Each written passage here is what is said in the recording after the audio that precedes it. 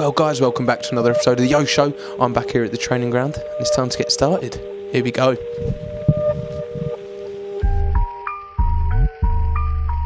Well guys, we've got a little wait until our next game, but don't worry, we've got you covered for this week. We're going to be catching up with Ross Embleton and Dean Brill. So let's head over to the main man. Here we go. Well guys, I'm joined now by Ross Embleton. Ross, thank you so much for joining me, mate. Always a pleasure. Now, let's get it out the way nice and early. Saturday's game against Forest Green Rovers, it was disappointing on many fronts. I'm guessing we kind of look forward from that, but it was a top table team. There must be stuff you took from it, surely. Of course, I think you're right. Certainly, it's disappointing. I think the first half was extremely disappointing, but we've watched it back, and as we always do, and analysed the performance, and then obviously where we fell short.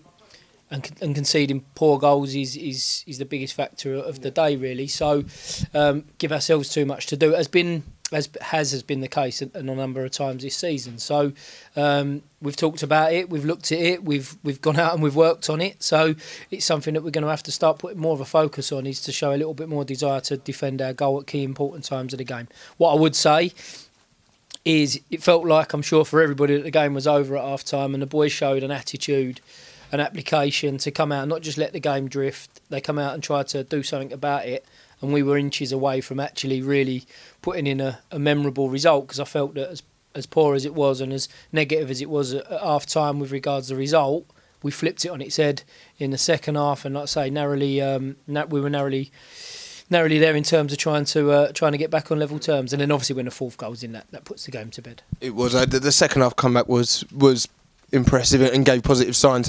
And now, not to dwell on it too long, but obviously the incident in the first half, everyone's heard about it.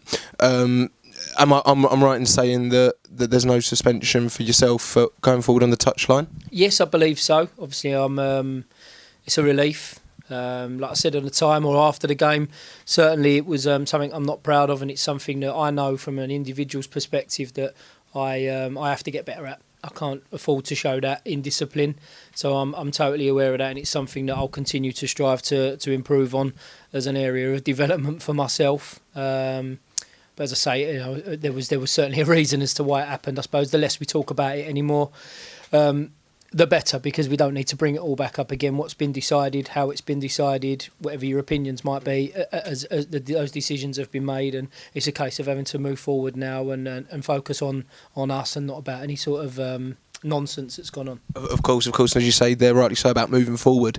It's a weird one. We've got a week and a half off, and then we're in the Leeson.com trophy, and then another league game on the Saturday. So we've actually got a nice chunk of time to work on that training field, haven't you? Yeah, very rare that you get at our level that opportunity to have that little bit of time that we've been given or that we've got. Obviously, first and foremost, it's a negative as to why we've got that opportunity to have the time off, because of the poor result that we got in the FA Cup. So it isn't time off for me. It's a time of refocusing. It's a time to look to make sure that we get back to hard work and back to where we feel we need to be in order to start to put results on the board. The first opportunity that we have is to go away to Bristol Rovers. It's going to be a tough game. Team in good form or in a good place in the league right now. So we know it's going to be a tough challenge to go there. Always is at Bristol Rovers. So we'll be putting every effort into preparing properly for that. And then, as you say, making sure that we go hell for leather and full on to go into the Oldham game confident and ready to start winning games. And just looking at that Bristol Rovers game still though, Ross, there's I think it's fair to say there's been a fair bit of chopping and changing with the starting 11, what with injuries, suspensions, absolutely everything. That this competition and progressing through to the next round means that it's more chances to kind of get to know, or not get to know, but to really cement who's performing well and give players opportunities, isn't it? I think there's a number of different things that you've looked at, and we've always looked at it in the same way. We've taken it serious, albeit that people could shoot that down and say, well, you made 9 changes against Southend, and I think it was 8 or 9 against AFC Wimbledon. So people will be able to throw that out there. But the reason and the rationale behind making those changes was to give people opportunity, was to give players minutes on the pitch that hadn't had them, to bring players back closer to a level of fitness that we need them to be prepared to go and compete for places in the team. So a variety of different motivations of what those games were, and then obviously at the same time to try and go out and win a game of football as well. So I'm pleased and we're happy that we've gone through to the next round. Although probably at one stage didn't feel as though that opportunity was going to come about. So we need to grab that with both hands and look towards that Bristol Rovers game as a real good opportunity to go and nail down some real key important things that we can take into league games, but also give ourselves an opportunity to progress further in a cup competition. Yeah, the cup would be nice, but as we kind of look back towards the league, which will be the Saturday after against Oldham away, it's a lot of fans will be feeling that 3 points is going to be quite important, especially moving into what's going to be a tough festive period. You know, you must have a lot of eyes on that fixture as well. Oh, without doubt, that's always going to be our priority. Winning games of football in any game, but at any level, is what we're all in it for. So we know how important it is to start getting ourselves back into a good run of form. The big thing for us in recent weeks, both in training and in the games that we're doing, is to try to find our identity and try to find what we feel is going to be the balance to go out and get us those results. I don't think, in any walk of life, and certainly in football, I don't think you just pick something up and all of a sudden you find exactly how you're going to win games of football or you're going to be successful. Those things have to be built. So we've started to put those elements into place, and we need to start seeing the benefits and reaping the benefits by seeing 3 points on a Saturday.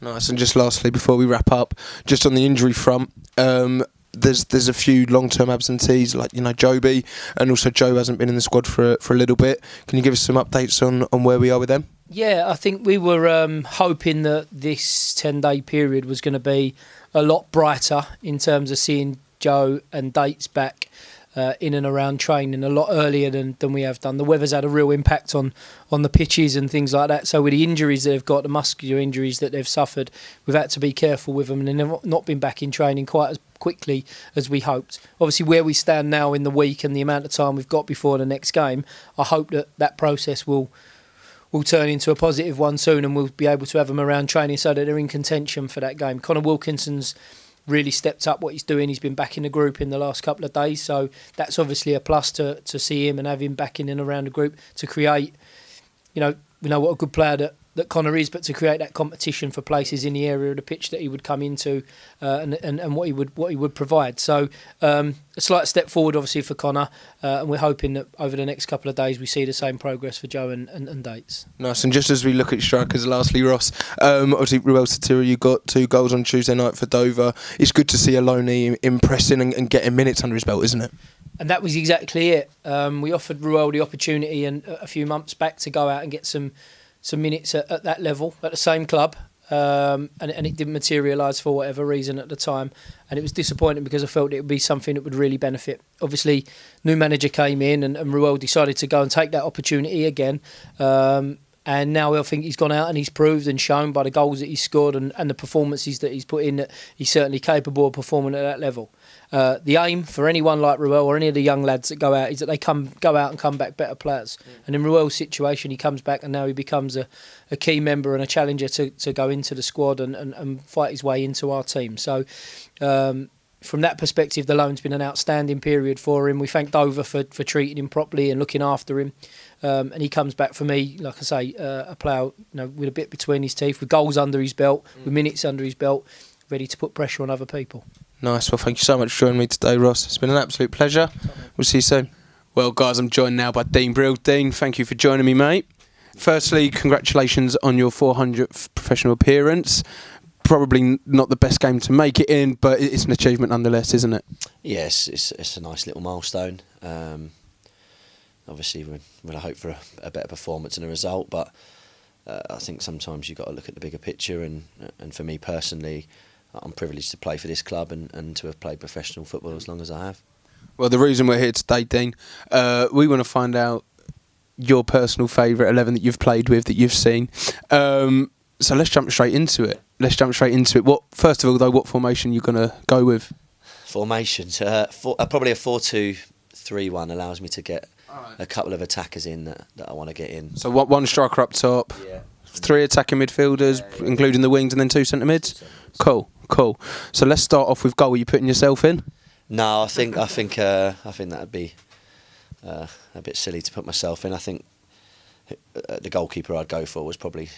You obviously can't play with the goalkeeper, so for me it'd be who I looked up to and who I maybe followed suit with as I was making my early years in the game and through the youth team, and who I still speak to and refer to goalkeeping terms quite a lot. Yeah. Who would that be, sorry? That'd be Marlon Beresford.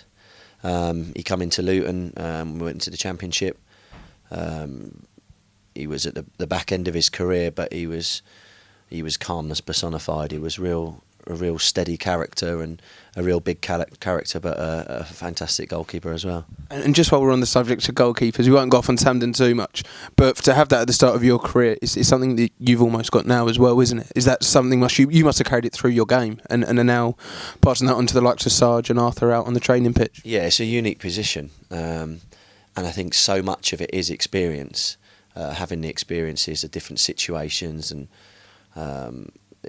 like I say, it's hard for anybody else to refer to goalkeeping positions and actions, because unless you've lived it, it's hard to really put yourself in their position and know what factors in the decision at the time, or the save or the not save at the time, as to speak. So I think as a young player, it's huge to have someone to bounce ideas off and feed off, really, just to listen to what they say and their, like I say, the word experience gets bandied about a lot, but experience for a goalkeeper is situations, and Marlon was very open, and like I say, we still speak to this day. Nice. Now moving away from the goalkeeper union, let's go from left to right, starting with the back four. Who takes that number 3 shirt, that left back position? Do you know what, I was thinking about it a minute ago. I've been really blessed to play with some real good left backs. Left back's usually quite a unique position. What are the names on your head at the moment? So I've got a few, obviously, that I've played with. Luton was probably my first club that was coming through. Sol Davis was a real tough tackling left back that used a lot of energy up and down the side before it really come into play, of full-backs getting up and down the line. And there's another fella I played with in Scotland, Stephen Hamill, and he was coming to the back end of his career at Motherwell, but he had an absolute peach of a left foot, an absolute wand of a left foot, and really knew the position off by heart. It was a real tradesman, his position. It's one of the harder. Do you think it would be one of the harder positions, left back, or just full back in general? I don't know. Your thoughts? I think it's one of the positions that's evolved more than anything.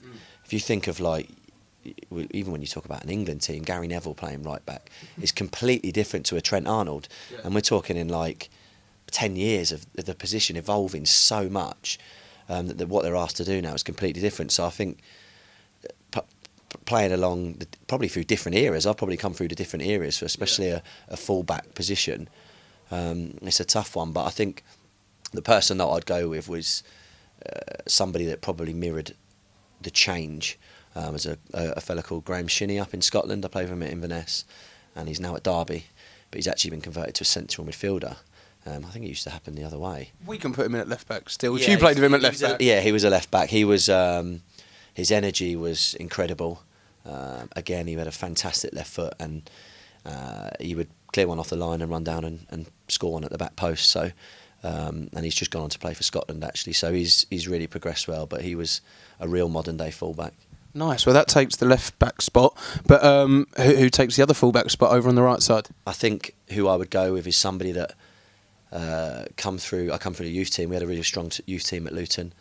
We went on to play for Ireland and in the Premier League with Wolves, and he was actually a central midfielder growing up through. I mean, I played with him from 12, 13 all the way. Kevin Foley. Okay. He come through in the same youth team as me at Luton. Like I say, we had a strong youth team and produced a lot of players. But Kev was a central midfielder, real comfortable on the ball. He was more, I would say, the old school fullback played in his position, fed the ball down the line to his winger. Yeah, good tackler and a real composed player. Like I say, he wasn't up and down, but he knew his position and he was very steady at that. Nice. And then who would be the anchors in between them? Who are your two centre backs? Again, I think the positions changed loads. I think when I first started playing, a centre back was a centre back. He was a head it and a kick it, whereas now it's evolved to being a real athlete and obviously comfortable on the ball. So just quickly, we're talking about this evolution, and kind of a lot of people think that comes from the top of your Premier Leagues, but that's feeding through the whole football league, isn't it? People are constantly evolving to try and be the best. It affects the whole system, doesn't it? Yeah, definitely. I think I think the social media, and now every day there's a game on TV, isn't there? And there's analysis programs and stuff. I think it's really filtered down now, and football's become so widely analysed that I think it's hard not to follow the trends that the top boys set, rightly or wrongly at times. I think if the mantra is if they're doing it, then everybody else should be doing it. So would you say we go for a more a tougher tackling old school centre back, or are you going to go for a new breed? I'm going to go for a mixture. The first one I would go for, I played with. He was coming to another one that was coming to the end of his career. But it was a real Rolls Royce. Chris Perry, who played at Tottenham and Wimbledon, was quite slight, not very imposing, like I say, for an old school centre half. But he was a real Rolls Royce. I don't ever think I saw him slide, break sweat, or look out of breath. Everything was effortless, and no matter how fast the centre forward was or big the centre forward was, Pez had a way of dealing with him, and like I say, playing with slippers on. Really, he was so comfortable. It was, and he could handle the ball as well. Nice. And so, who would partner him in the centre back position? Again, it would be someone who I played with at Luton, who went on to have a great career. Who was in my youth team as well. Another player that was in my youth team, and he's an Orient fan. Curtis Davis. So I'd put Curtis in, for his athleticism, and like I say, when I first started, centre-halves were real stalwarts and stubborn and maybe not the most mobile. And when Curtis came into the team at Luton, it really showed his athleticism in the team. He was a young boy, very clever, very streetwise boy. Great guy, Curtis. He's had a great career. Yeah, he's been a captain wherever he's been, and I think his athleticism was really what set him apart and probably took him to the top level. No, so that's the back four wrapped up. Let's move into your two defensive midfielders then in your 4-2-3-1. Who takes them two positions? Again, I think. I suppose it depends on what kind of style you'd be wanting to go for. Yeah. But I think I'd like to have a mixture of styles. I think so far my team's had a mixture of old and new, athleticism and real football talent. And I think in my central midfield I'd have my captain at Luton, my first captain at Luton. Real tough tackling. Part of the old crazy mentality of... Who's that then? Kevin Nichols. Okay. Nico was a real leader. He was one of the first ones that I saw in the dressing room that demanded off of people and really drove the dressing room on. But it was for the youngsters, he was great because he would put an arm around you but give you a boot up the backside as well. And actually, he was probably underrated football-wise. He took all our set plays. He was a specialist penalty taker. He used to play a pass all the time and get it off the fullback and play it round the channel or down the side. But it was such a cultured pass that you didn't really expect it from a guy that's just torn in and dove into the hoarding sort of thing, making a tackle. So Nico would probably be my captain and my first centre midfielder. Nice. So he takes the armband then, and then who takes that second central midfield spot? There's a fella who actually played for Luton and Orient, Matty Spring. Yeah, he was real top player, really beyond his years, how he looked after himself and how he was as a pro. One of my good friends, Dean Furman, who plays for South Africa, who still plays for South Africa, he was a real tough tackling water carrier in midfield. Yeah. But I'd probably I'd probably put Matty Spring in there. Cool. Just for his range of passing, his athleticism and his eye for goal. He would shoot, well, the Orient fans might know, he might shoot 400 times a game, but he would put one in the top corner every so often, so I'd probably have to put Matty Spring in there. Right, so that's your kind of defensive unit sorted now. You've got your back four and your two centre mids. Can have a bit of fun now, move on to, I don't know, maybe some more flair players. Who would take that third central midfield spot, maybe that number 10 role? The 10 role, yeah, the 10 role. Again, it's evolved. it's a position that we were talking about the other day. Well, how long ago did you think it really became a role that was respected in the game? Yeah, I think you had players. We were talking about it about best players in the Premier League, and we were talking about like your Bergkamps and your Cantonars that were probably. They weren't a centre forward, but they weren't a midfielder and a Letitia sort of thing. But there was never a role for them type of players. Whereas now I think the game's evolved in how people play it and where they look for the space and pockets of space. And that tends to become really important to people. And I think if you have to look at the England team, we've got a real influx of 10s at the minute, and which is why they're doing so well. So again, it's obviously a position that's developed. And you must have seen some good ones over the years as well, wherever you've been. Yeah. I think they have to have that.